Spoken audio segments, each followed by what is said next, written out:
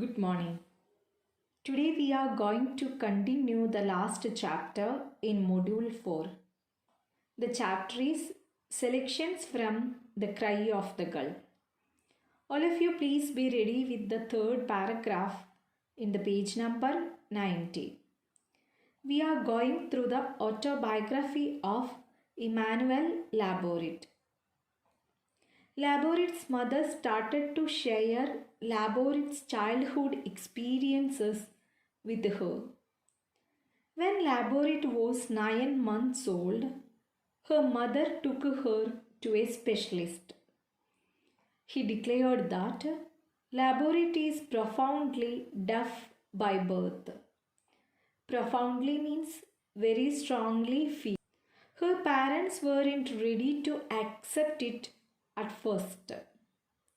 They believed that it was a misdiagnosis. Her parents consulted another specialist, but they faced the same situation. He grinned, reassured, and sent them home. Reassured means make feel them upset. After that, her parents went to Trochu Hospital. During the examination, they made her listen to sounds so loud. Actually, the sound pierced her mother's eardrum. Pierced means penetrate. In Malayalam, തുളച്ചു കയറുക. But Laborit was totally unresponsive to them. She was sitting on her mother's lap. At that moment, her mother realized it was true. Their daughter is deaf. Her mother asked the specialist 3 questions. First one is, will she talk? Second one, what should we do?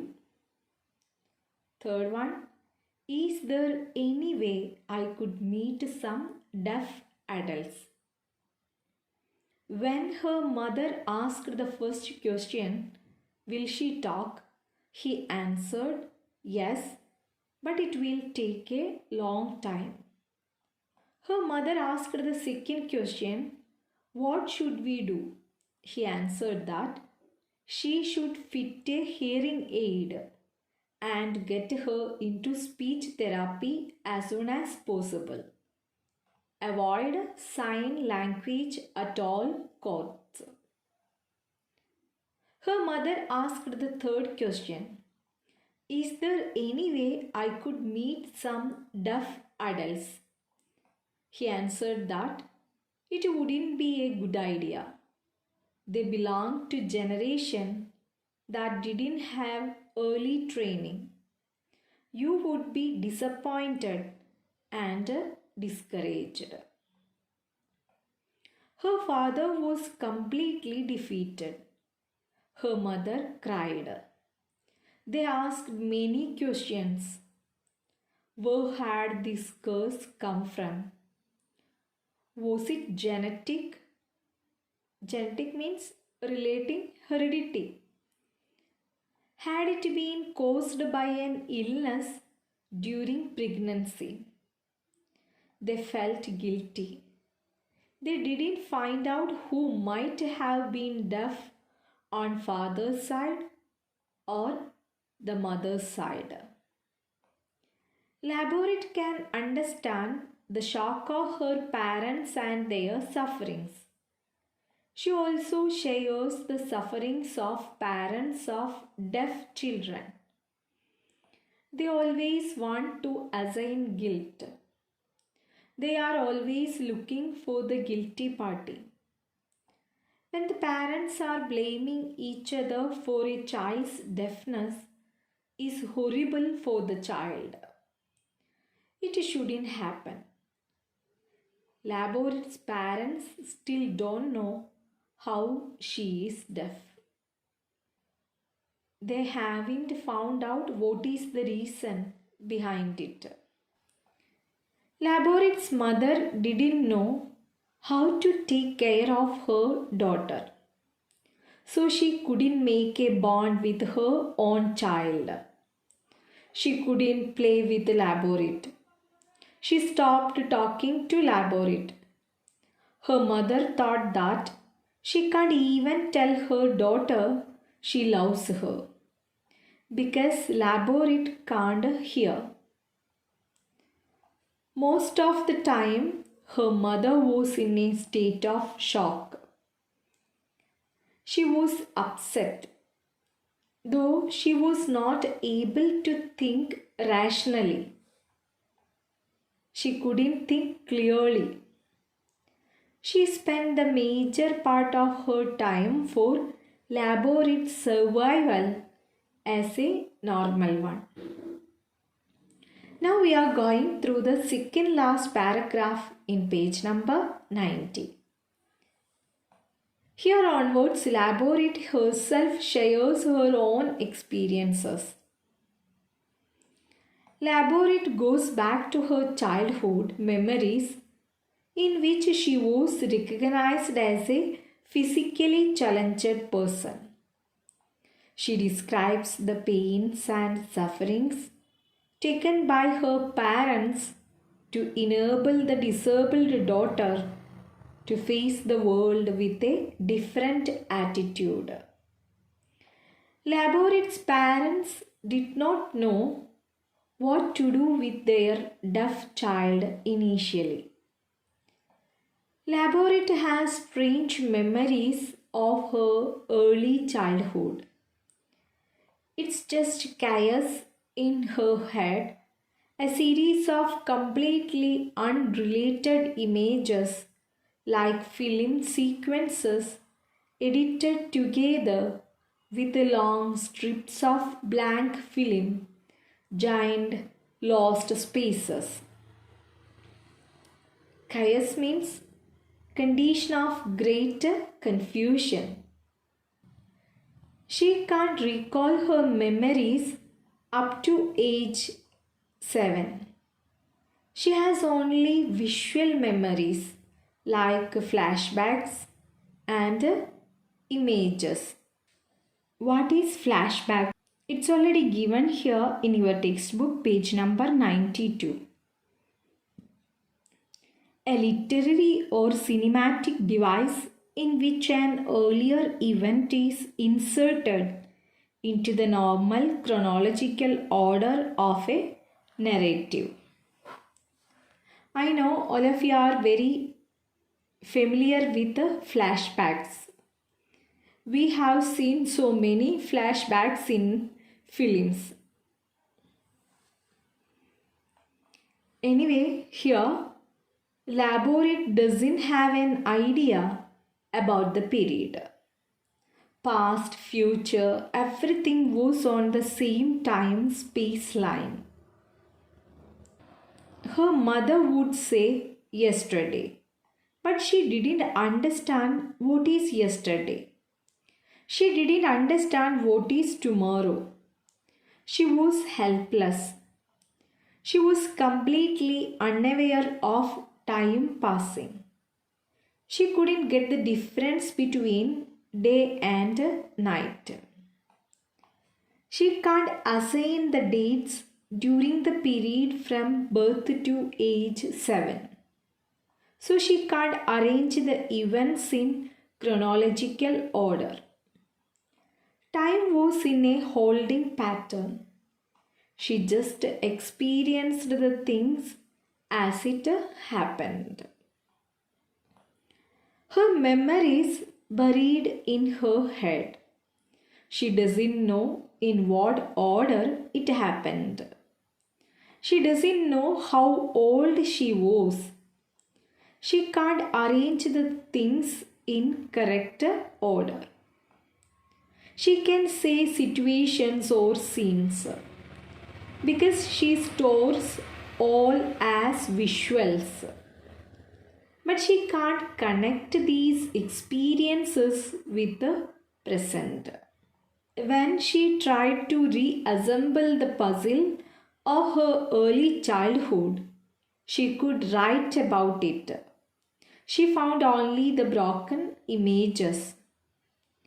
Even she can't connect the past and present well. When she tries to solve the puzzle of her early childhood, she could write about her past. Even she had only the broken images. Other perceptions dwell in a turmoil. Perceptions means way of understanding something. Turmoil means extreme confusion.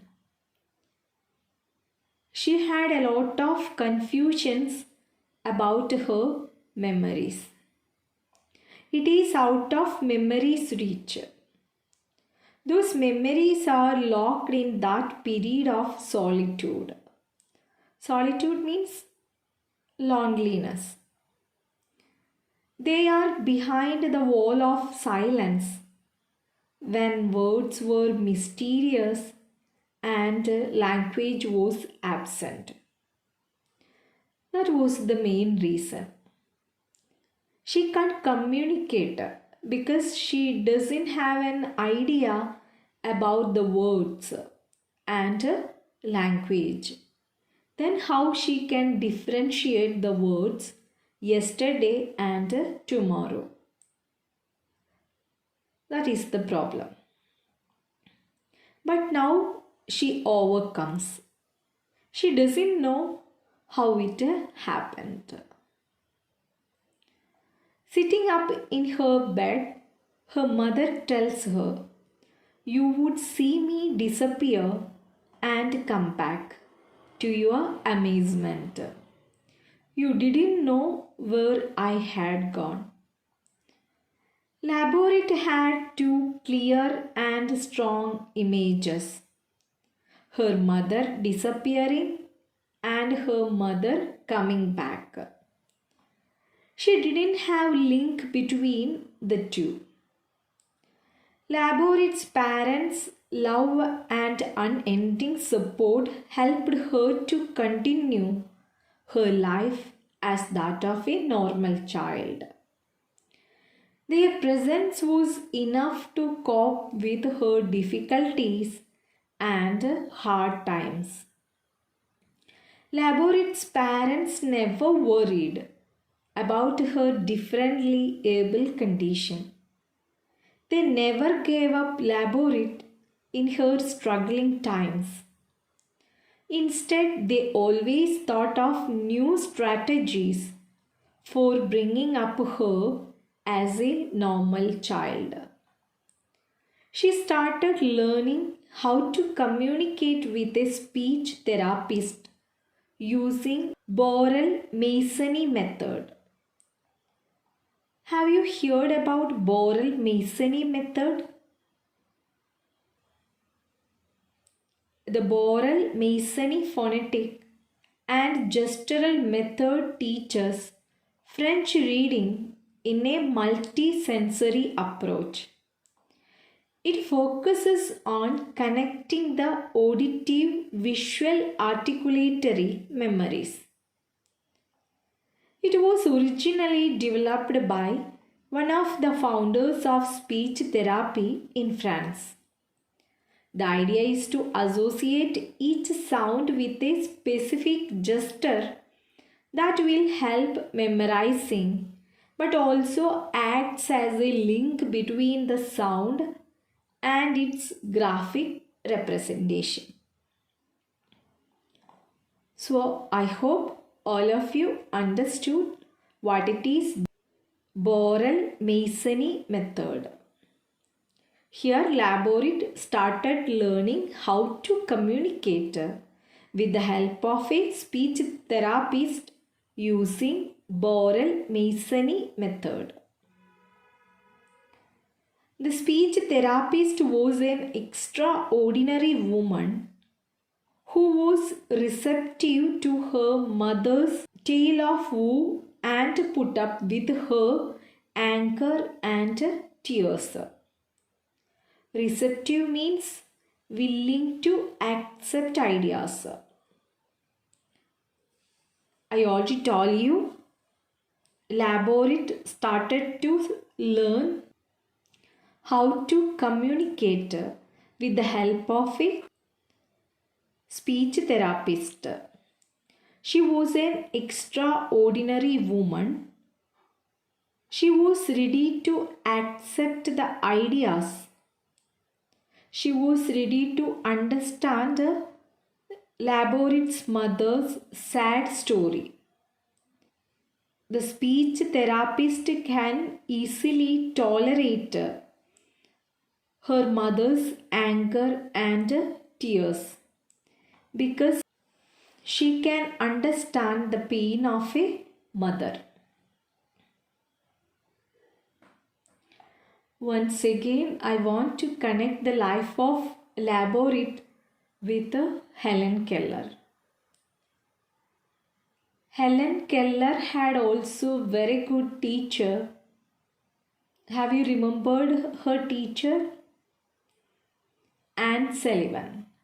Like that here, the speech therapist played dolls and water games with Laborit. They had tea parties.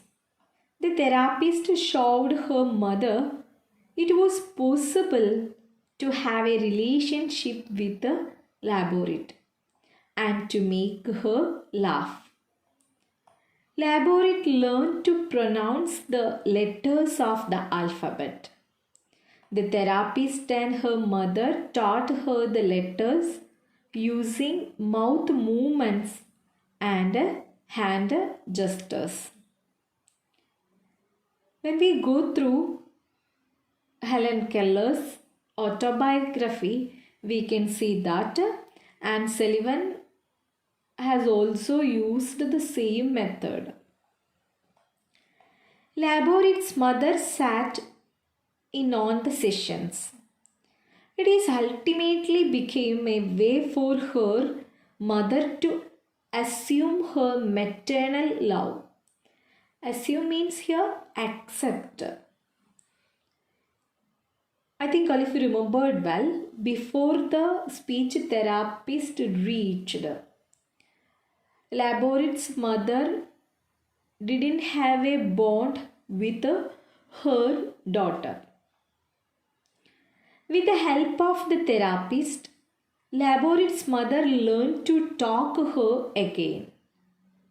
Their way of communicating was instinctive, animal-like. She calls it umbilical. Umbilical means relating the navel. In Malayalam, പൊക്കിൽ കുടി ബന്ധം.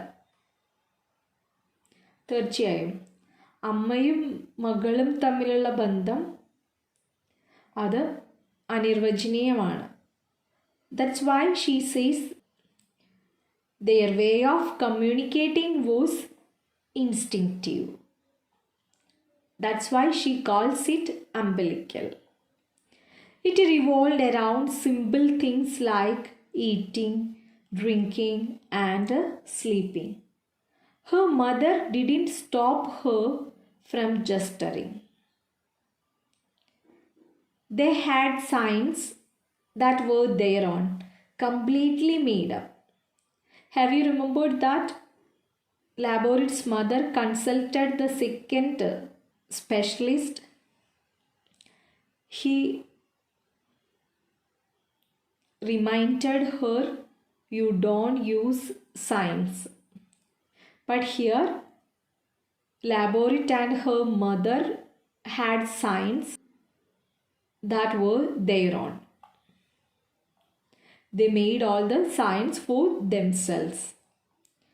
Laborit doesn't know how many times her mother drew her face close to hers in a mother-child encounter. Encounter here, experience.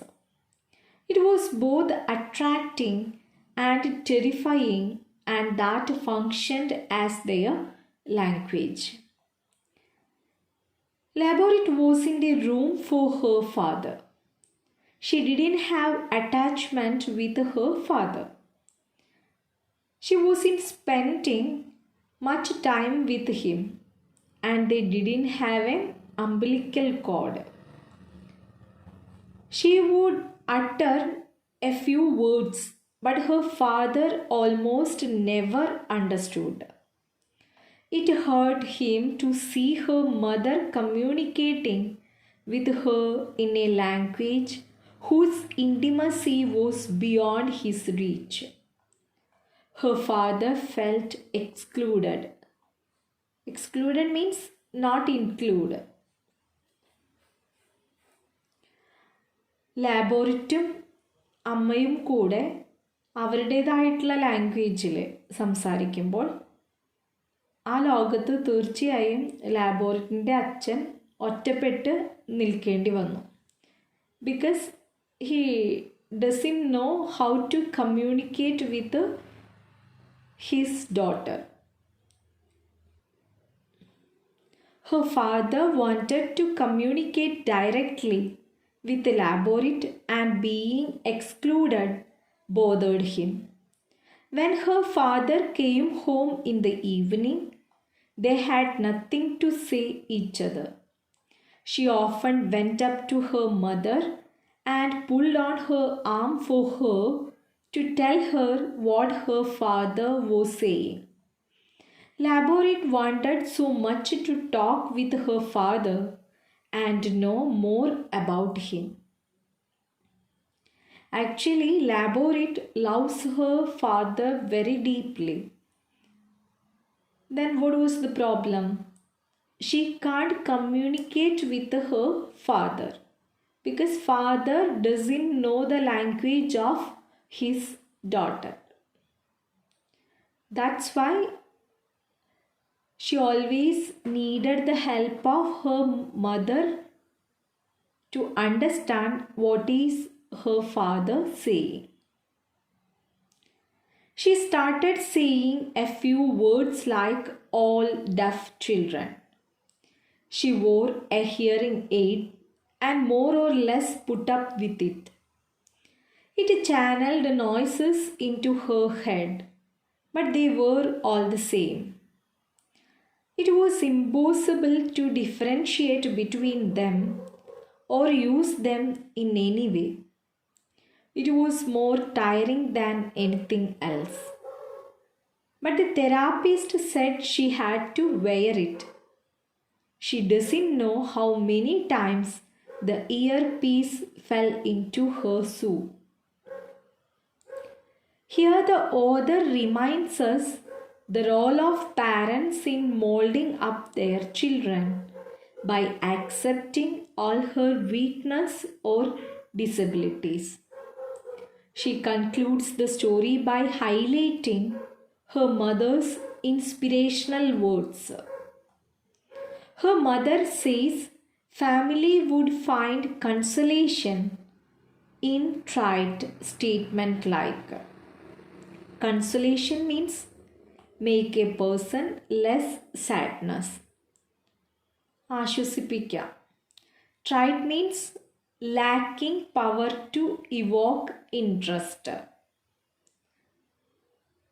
In Malayalam, വിരസത. We can listen the words of Laborate's mother. She may be deaf, but she is so cute. She will just be that much smarter. The excerpt upholds a valuable message that proper parental attitude and the right kind of training can provide the disabled children a normal life. That's true. We can see such lives around us. We must understand that the proper parental attitude and the right kind of training can provide the disabled children a normal life. You can also understand the feelings of disabled children and their parents. All of you, please go through the textbook well. Thank you.